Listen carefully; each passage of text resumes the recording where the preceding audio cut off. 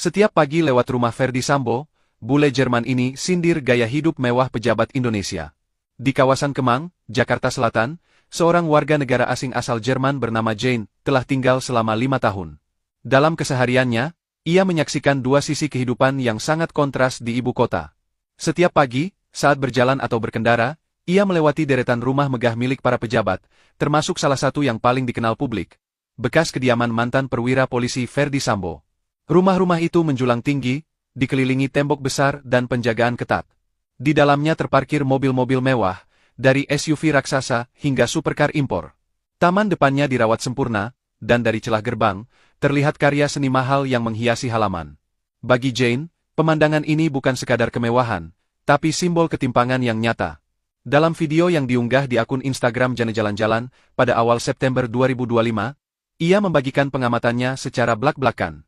Ia menyebut bahwa gaya hidup para pejabat di Indonesia, baik dari institusi polisi maupun pemerintahan terasa jauh berbeda dibandingkan dengan negaranya.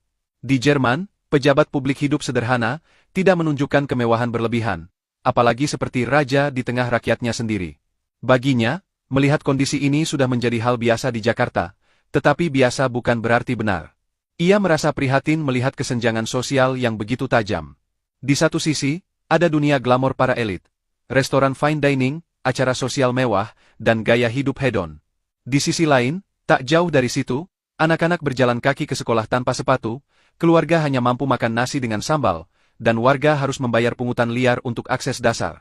Jane juga menceritakan pengalaman pribadinya, saat diajak makan oleh seorang pejabat yang menyatakan bahwa Indonesia tidak memiliki masalah rasisme. Pernyataan itu justru membuatnya semakin sadar akan jurang pemahaman antara mereka yang berkuasa dan realitas yang dialami masyarakat pinggiran. Sebagai orang asing, ia mengaku berhak merasa marah. Bukan karena ia terdampak langsung, tapi karena ia bisa melihat ketidakadilan dengan lebih objektif. Ia menyampaikan bahwa rakyat Indonesia punya hak untuk protes, karena hidup mereka jauh lebih sulit, sementara sebagian kecil menikmati hasil dari sistem yang tidak adil. Video Jane menjadi viral, memicu diskusi luas di media sosial. Banyak netizen setuju dengan pendapatnya, bahkan memujinya karena berani menyuarakan hal yang sering diabaikan. Bagi sebagian orang, suara seorang bule justru lebih didengar, meski isu yang diangkat adalah persoalan lokal yang telah lama dirasakan.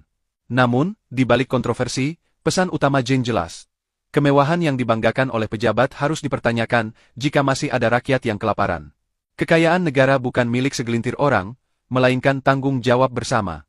Dan ketika setiap pagi ia melewati rumah-rumah megah itu, ia tidak hanya melihat gedung, tapi juga pertanyaan besar tentang keadilan, integritas, dan moralitas. Karena bagi sebuah